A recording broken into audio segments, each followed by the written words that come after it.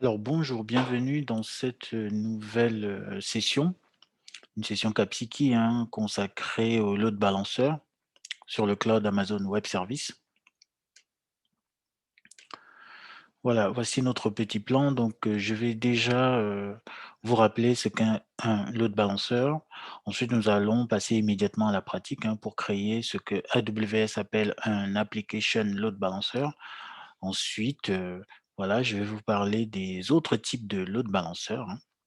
Et nous allons, refaire un focus, voilà, sur les concepts clés du, application load balancer. Parce que c'est, l'un des load balancers que vous allez, souvent, manipuler le plus fréquemment.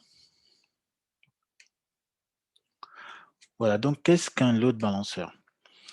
Et donc ce que vous devez savoir, c'est qu'un load balancer, en fait, a pour vocation de distribuer, le trafic entrant. Voilà, le trafic, réseau entrant, voilà, vers un groupe de serveurs qu'on appelle des back-end.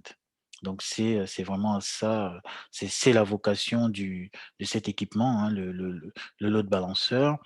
Et donc il va essayer de distribuer de façon équitable les requêtes sur les back-end pour, répartir, la charge. Bon, c'est ce que ça signifie, quand on traduit littéralement. Voilà, il répartit, c'est un répartiteur de charge.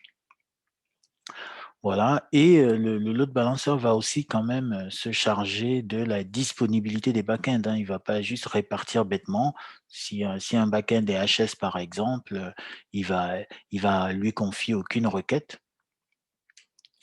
et voilà. Donc il va nous permettre aussi de garantir quand même une certaine flexibilité. C'est-à-dire, s'il faut par exemple, rajouter des serveurs, back-end, on pourra le faire, plutôt rapidement et les intégrer, au serveur, au back-end, du load balancer. Voilà, en fonction de notre demande. Donc c'est un mécanisme aussi, dans AWS qu'on appelle souvent l'autoscaling. Voilà, le fait d'avoir comme ça un groupe des serveurs qui peut grossir en fonction de la sollicitation, voilà, en fonction de la demande. Alors, donc le load balancer va répartir la charge, côté, au niveau des back-end, mais il va pas réellement répartir n'importe comment. Il va utiliser, l'algorithme qui a été choisi et donc par exemple un des algorithmes les plus utilisés, c'est ce qu'on appelle le round robin. Le round robin, ça veut dire, voilà, il va tourner, c'est-à-dire, la première requête, il va la donner au premier serveur, la deuxième au deuxième serveur, voilà, ainsi de suite et il recommence une fois qu'il a fait le tour des serveurs. Donc c'est ce qu'on appelle le round robin, donc c'est ce tour complet qu'il fait pour, répartir les requêtes et voilà, on peut configurer également des modes random, pour distribuer de façon random à tous les back-ends qui sont, disponibles, les requêtes. On peut aussi se dire, oui, les serveurs les moins surchargés, c'est eux qui vont, recevoir des requêtes en priorité.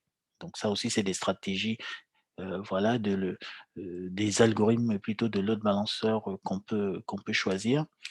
Ou aussi on peut faire, une répartition par poids. On peut dire, voilà 20 du trafic doit aller, sur ce premier serveur et 80 du trafic plutôt sur cet autre serveur. Donc c'est des algorithmes et on a plein d'autres. Donc, en fonction, voilà du contexte, des cas d'usage, on peut implémenter, une pléthore d'algorithmes et donc, dans le monde AWS, vous allez pouvoir faire du load balancing grâce à un Elastic Load Balancer. Un Elastic Load Balancer, donc vous le voyez sur la petite figure. Donc ce sera cet équipement qui va pouvoir distribuer, du trafic entrant vers des instances, Amazon, EC2 qui peuvent être dans des zones de disponibilité, voilà, différentes, mais quand même dans la même région. Voilà, là, dans le petit schéma, vous avez l'exemple d'un application load balancer parce que chez Amazon, il y a plusieurs typologies de load balancer. On verra pourquoi. Alors, donc tout de suite, on va passer à la pratique. Donc, on va essayer de créer un application load balancer. Voilà, comme vous voyez sur le petit écran. Donc, dans la première étape, bon, j'ai marqué qu'on allait créer 2 instances, EC2, voilà, sur lesquelles Apache est installé. Mais bon, pour essayer d'accélérer, je les ai créées à l'avance. Et voilà, pour distinguer les 2 instances EC2, j'ai customisé index.html. Et ensuite, on va créer ce qu'on appelle un target group. Vous le verrez lors des démonstrations. Pendant la création des target group, on va configurer ce qu'on appelle les targets. Donc, c'est ces 2 instances-là. On va configurer un health check. Health check, c'est dans le jargon load balancing, c'est un test de vie. Voilà, donc c'est notamment le health check qui permet au load balancer de savoir si une instance, elle est bien up, voilà, si elle n'est pas KO. Ensuite, on va créer à proprement parler l'application load balancer et donc dedans, on va configurer des notions comme un listener, on va configurer un security group aussi pour le load balancer.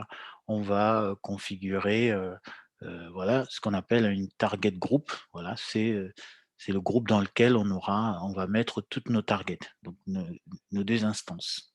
Ensuite, on va tester pour s'assurer que le load balancing se fait bien. Voilà, sur un navigateur, bien évidemment. Donc on va aller commencer notre démo. Voilà, donc je suis déjà dans ma console EC2. Dans ma console EC2, donc si je vais voir les instances dont je dispose, vous allez voir que j'ai déjà 2 instances EC2 et Amazon Linux, voilà, que je vais démarrer. Start instance. Donc on va attendre un peu que tout ça démarre correctement. Et ensuite, on va bien vérifier que sur nos deux serveurs, on a bien Apache qui est démarré avec voilà, la page index.html qui est correctement modifiée. Donc, les instances sont up. Donc, si je prends le premier serveur, je récupère son adresse IP, voilà, son adresse IP publique. Voilà. Je vais voir ce que ça donne. Donc, HTTP, tac, tac, son adresse IP publique. Voilà, ça nous donne quelque chose comme ça, target 1. Donc, si on fait la même chose sur le deuxième serveur, voilà, HTTP, tac, tac, on met comme l'adresse IP, vous voyez que ça nous affiche target 2. Donc, on a bien customisé à chaque fois index.html. Voilà, et vous remarquez aussi que nos serveurs sont dans des zones de disponibilité différentes. Voilà, toujours quand même dans la même région qu'est l'Oregon. Alors, donc, si on revient voilà, à nos étapes, donc on a vérifié la partie EC2, maintenant on va créer un target group. Donc, pour créer un target group, ça se passe toujours voilà, dans la console EC2. Donc, il faut aller tout en bas dans la section Load Balancing. Vous allez voir ici Target Group. Donc, il n'y a pas de target group, donc on en crée une. On clique sur Create Target Group. Voilà, target type. Donc, on va choisir instance, sachez que bon, on peut aussi avoir comme target, voilà, renseigner des adresses IP ou renseigner des fonctions lambda qu'on verra plus tard. Bon, on va rester sur les instances. Target group name, on peut l'appeler voilà, Capsiki, voilà, comme c'est des serveurs Apache qu'on va mettre dedans. Capsiki Apache TG, donc c'est très bien. Bon, de toute façon, on a VPC, bon, port 80, on laisse aussi parce que nos Apache, ils vont tourner sur le port 80. Voilà. Le VPC, on laisse le VPC par défaut. Le protocole aussi, on n'y touche pas. Voilà, les health check. Donc, je vous ai dit, c'est l'URL que le load balancer va utiliser pour tester si notre target elle est bien dispo. Voilà, donc je fais index .html, voilà. Les tags, bon, c'est optionnel, mais c'est toujours une bonne pratique de les rajouter. Donc, on peut mettre, on peut lui donner un nom, hein, un autre, voilà. On avait dit Capsiki, Apache Target Group. On va dire que voilà, c'est dans le département Capsiki, par exemple. Voilà, donc on a tagué notre target group, on fait next, et donc il nous présente les instances qui sont disponibles. Donc on va toutes les rajouter dans notre target group. On clique sur include as pending below. Donc on vient de rajouter nos deux instances dans la target group et on a juste à cliquer create target group. Voilà. Donc on se retrouve avec une target group qui a, qui a effectivement voilà, une target group qui a nos deux instances, voilà, qui a nos deux targets. Voilà, donc vous voyez, il y a déjà quelques détails hein, de la target group. Voilà, combien d'instances healthy. Voilà, il est encore en train d'initialiser, hein, donc il trouve 0. Unhealthy, 0 aussi. Les instances qui ne sont pas utilisées, voilà, c'est 2. Donc je pense qu'il nous dit tout ça parce que notre target group est isolé. Hein. Elle n'a pas encore été connectée au load balancer. Voilà, donc si on continue, voilà, notre troisième étape, c'est créer le load balancer. Voilà, parce qu'on a configuré les targets et le health check. Maintenant, on va créer, proprement parler, le load balancer. Donc, on retourne dans notre console EC2 et là, cette fois-ci, on va dans load balancing, load balancer. Voilà, pareil, c'est toujours la même façon de procéder. Hein. Create load balancer. Et là, vous allez voir que avec AWS, on a quatre possibilités lorsqu'on a envie de créer un load balancer. Donc, soit on va créer un application load balancer, soit on va créer un network load balancer, soit on va créer un gateway load balancer. Ou alors, on va créer un load balancer, voilà, ancienne génération, c'est le classique load balancer. Et donc, vous voyez, voilà, dans le petit rond, les différents protocoles qui sont censés être supportés voilà, par ces différents load balancers. Mais voilà, comme je vous ai dit, Application Load Balancer, ce sera vraiment, c'est celui à maîtriser absolument. Donc on va le faire, Create, voilà. Donc là, on va lui donner un nom, Capsiki par exemple, LB. Donc, est-ce que c'est un load balancer interne ou c'est un load balancer qui est exposé sur Internet? On le laisse exposer sur Internet. Et là, on rentre dans la configuration du listener. Voilà. Et donc, comme c'est marqué, hein, le listener, c'est ce process qui va, voilà, qui va attendre les requêtes qui arrivent sur votre load balancer et qui, en fonction de la règle, voilà, de la rule qui a été rajoutée, il va, euh, il va faire, euh, il va faire sa redirection vers les bonnes targets. Donc ici, on sait que voilà, on aura une règle par défaut qui va dire que tout ce qui arrive sur le port 80, il faudra mettre ça dans les targets qu'on aura choisis. Voilà, donc pour l'instant, on laisse ça tel quel. Et ici, donc au niveau des zones de dispo, on sélectionne ces deux zones de disponibilité. Voilà, il y a des services optionnels ici, AWS Global Accelerator, donc ça, on le verra plus tard. Par contre, les tags, très important, il faut quand même les poser. Donc, on refait un tag name, voilà, pour donner un nom à notre load balancer. Capsiki load balancer, voilà, c'est un load balancer du département Capsiki, par exemple. Voilà, on va maintenant choisir un groupe de sécurité. Voilà. Your load balancer is not using a secure listener. Voilà, c'est pas grave, hein, parce que pour des questions, voilà, de simplification, on va rester sur du HTTP, donc sur le port 80, voilà. On n'aura pas de HTTPS. Voilà, on le verra plus tard, hein, pour faire du HTTPS, c'est très facile avec, AWS. Et donc ici, au niveau des security group, voilà, on va prendre, ce security group qu'on connaît déjà, hein, c'est le 1. Voilà, il est ouvert sur le monde, mais c'est pas grave.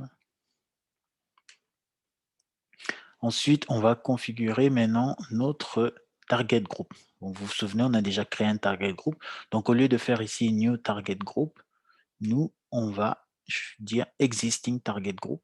Et tout de suite, il nous remplit dans le nom du target group. Il nous choisit notre Capsiki Apache target group qu'on a créé bien avant. Donc, on n'a plus rien à faire. Et il reporte toute la configuration, hein, les health checks, voilà, les settings avancés, il les récupère toutes. Voilà, donc on fait next, register. Donc il a retrouvé nos targets, hein, du target group, et on fait review, donc il nous rappelle tout ce qu'il a fait, et on n'a plus qu'à faire create. Donc il nous dit que notre load balancer a été vraiment créé avec succès, c'est très bien. Et donc en cliquant là-dessus, voilà, on va retrouver notre load balancer, hein, qui est à l'état provisioning. Voilà, donc il est en train d'être provisionné, et donc on va attendre un peu que son statut change. Mais là, on a déjà son nom DNS, donc c'est notamment ce nom qu'on va utiliser, pour y accéder, hein. Voilà, donc on se balade un peu pendant ce temps-là, pendant qu'il est toujours en provisioning. Voilà, on regarde justement le listener par défaut qui a été créé. Donc on voit que le listener, il a ici une colonne rules.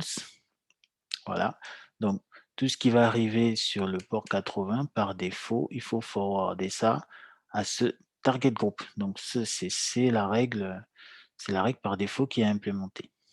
Voilà. Donc on a en fait par défaut voilà, on a rédigé une règle, hein, sans le savoir. Donc vous voyez bien le if, hein.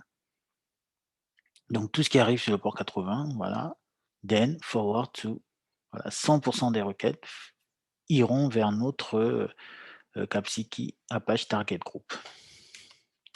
Voilà. OK, donc notre load balancer est toujours en train d'être provisionné. Voilà, mais comme je vous ai dit, c'est ce nom DNS qui va nous intéresser. Donc, une fois quand ce sera bon, on a juste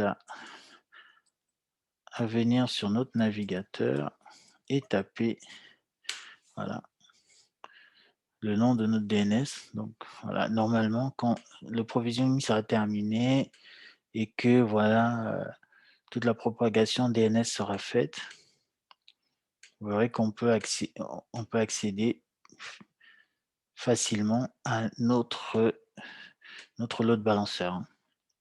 Donc on attend encore un tout petit peu, voilà. Il prend un peu de temps, hein. Il prend un peu de temps, donc on refresh, on fait encore refresh. Voilà. Encore un peu de refresh. Bon, on a attendu un tout petit peu, on va retenter le refresh. Voilà. OK, donc c'est bon, hein, donc vous voyez, voilà, voilà. Donc vous voyez, donc on a notre load balancer, il fonctionne donc très bien. Donc un coup, on arrive sur le premier serveur, un coup, on arrive sur le deuxième serveur.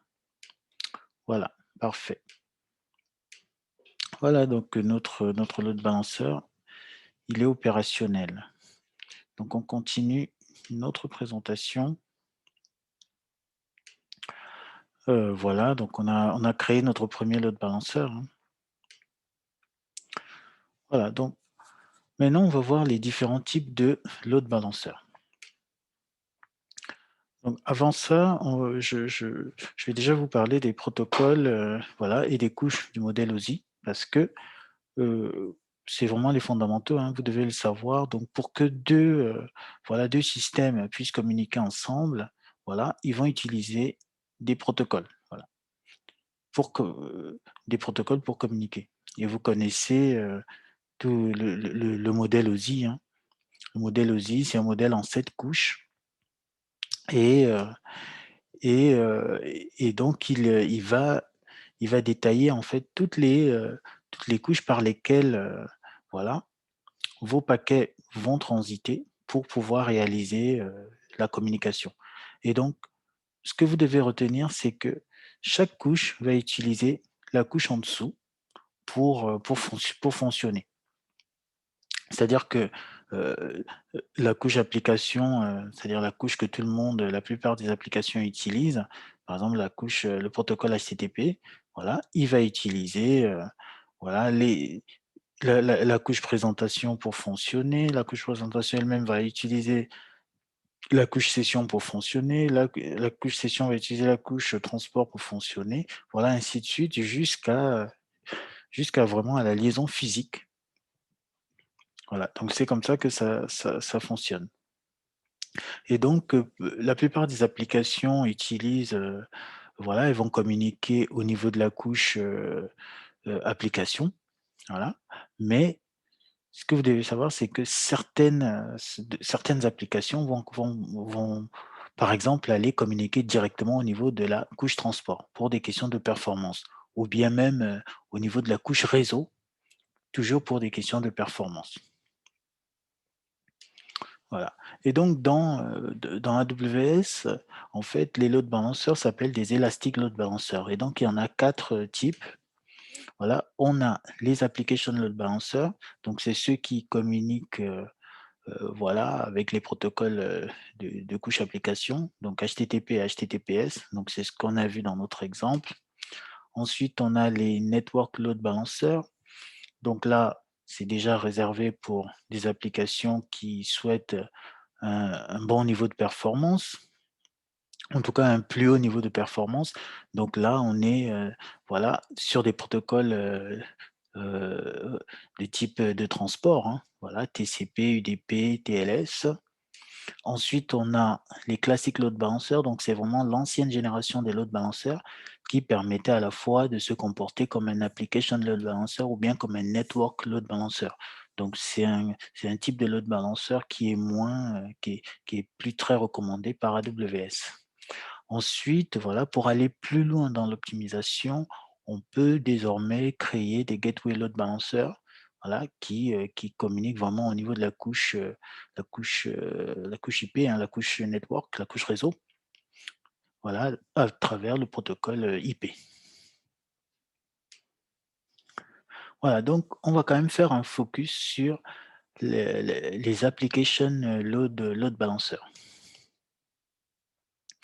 et donc, les application load balancers, je vous ai montré, hein, toutes les étapes, hein, par lesquelles nous sommes passés pour créer notre load balancer.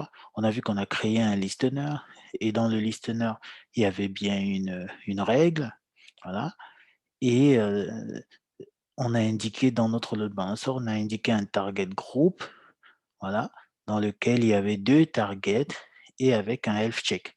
Donc sachez que les application load balancer peuvent avoir plusieurs listeners, c'est-à-dire on peut lui dire une règle pour, router le trafic vers le port 80, une autre règle pour router le trafic vers le port, 443, le port HTTPS ou même un autre port. Voilà, en fonction du listener qu'on aura créé. Voilà, donc vous voyez, on peut avoir plusieurs target group et notre load balancer va répartir, le trafic en fonction de toutes les règles qu'on définit. Voilà, donc c'est comme ça que le concept de load balancing au niveau application est implémenté chez AWS et donc le listener, c'est ce processus-là qui va checker donc les requêtes entrantes et en fonction du protocole ou du port qui est configuré, il va router vers, voilà, vers les targets et donc les target group, voilà, c'est, Voilà, c'est ce groupe qu'on va créer, qui va contenir une ou plusieurs targets et heu et voilà et on va l'associer à une règle au niveau du listener et donc dès que la règle est vérifiée, le trafic est routé vers la target en question, la target group en question. Et donc on va aussi avoir au niveau des target group, on aura une notion de health check, donc le test de vie, donc dont je vous ai déjà un peu parlé. Et donc le load balancer va envoyer, périodiquement des tests de vie, voilà, au niveau des targets pour voir, pour s'assurer que la target, elle est toujours en vie, voilà, qu'elle n'est pas affectée par un problème, système ou un problème applicatif qui fait qu'elle ne puisse pas répondre. Donc tant que le health check répond, convenablement, hein, comme il a été configuré, on considère que le load balancer considère que la target, elle est bien active. Voilà. Et heu et voilà, donc le health check est configuré au niveau du target group, on l'a vu et donc après il y a la notion de sticky session. Donc sticky session, à quoi ça sert? Ce qu'il faut savoir, c'est que par défaut, le routage, le load balancer va distribuer il va distribuer la charge en fonction de l'algorithme qui a été choisi, au niveau de la configuration. Donc, par exemple, je vous ai parlé du round robin. Donc, round robin, c'est ce qu'on voyait ici, hein. C'est ce que nous on voyait. C'est-à-dire qu'un coup on est sur le 1, voilà, un coup on est sur le 2, un coup on est sur le 1, un coup on est sur le 2. Donc ça, c'est un algorithme, on va dire round robin. Mais ce qu'il faut savoir, c'est que pour certaines applications, on est obligé d'avoir un mécanisme pour, traiter notre requête, en tout cas toutes nos requêtes, au sein d'une session donnée. Il faut que les requêtes d'une même session soient traitées par un seul back-end. Parce que peut-être c'est des applications, on va dire, qui sont stateful, c'est-à-dire, ils ont commencé un traitement sur un back-end. Si on change de back-end, il faut tout recommencer et donc c'est pour ça qu'il faut trouver un mécanisme pour que dès que je commence sur un back-end, je reste sur ce back-end-là et donc pour faire ça, on utilise ce qu'on appelle les sticky sessions et donc c'est une fonctionnalité qu'on peut aussi configurer dans notre application load balancer pour qu'il supporte le sticky session. Voilà. Donc On va on va procéder à cette configuration de sticky session, hein. Donc je vais aller dans je pense dans le target group. Voilà, dans le target group, je sélectionne, je vais éditer, health check, non, c'est pas là. Où est-ce qu'on faisait ça? Tac tac, attribute, voilà, c'est plutôt ici. On va éditer et vous voyez ici, hein, il y a stickiness disable. Donc je vais éditer et je vais lui dire, voilà, stickiness. Et donc quand il me propose d'éditer, il me dit, est-ce que je ju est-ce qu'il doit utiliser un load balancer, un cookie généré par le load balancer ou un cookie, voilà, applicatif? Et là, si je coche ça, je dois lui donner le cookie que l'application a créé. Mais là, non, je vais laisser le load balancer lui-même générer un cookie qui aura une durée, voilà, d'un jour. Ce qui fait que à chaque requête, voilà, dès que à ma première requête, un cookie est créé et grâce à ce cookie, il va toujours me rediriger vers la même target. Donc, je valide et je retourne maintenant tester pour voir si, voilà, si ça fonctionne, hein. Donc là, j'étais sur target 2. Bon, on voit que j'ai encore basculé sur target 1. Tac, voilà. À un moment donné, vous voyez, je suis coincé sur target 2. Pourquoi? Donc si je fais inspecter, on va aller voir, ce qu'il y a comme cookie. Dans l'onglet application, on voit que, voilà, on peut regarder les cookies ici. Pour ce domaine-là, il y a bien un cookie ici qui s'appelle AWS ALB qui a été créé. Et donc, c'est ce cookie qui fait que on ne puisse plus changer de target. Donc, si on le supprime, on va pouvoir changer. Donc, je fais delete. Et là, oui, j'ai encore réussi à changer. Mais une fois que je change, il me recrée un nouveau cookie. Et là, je ne peux plus changer à nouveau. À nouveau, je ne peux plus changer. Donc, si je resupprime, je vais pouvoir changer. Voilà, j'ai encore réussi à changer. Et voilà. Donc, grâce au sticky session, voilà, grâce au sticky session, on va vraiment rester sur une seule target. Voilà, la target sur laquelle on est tombé à notre première requête. Donc, c'est très, très important pour les applications stateful, donc des applications qui gèrent un état. Voilà. Par exemple, j'ai commencé un traitement sur un serveur. Vu que je ne peux pas retrouver les éléments en mémoire que j'ai commencé à manipuler ici, voilà, donc il faut que je reste ici. Donc, si je ne peux pas les retrouver sur d'autres serveurs parce que c'est des informations qui ne sont pas stockées en base, voilà. Donc, pour ces applications-là, le sticky session, il est vraiment nécessaire. Voilà.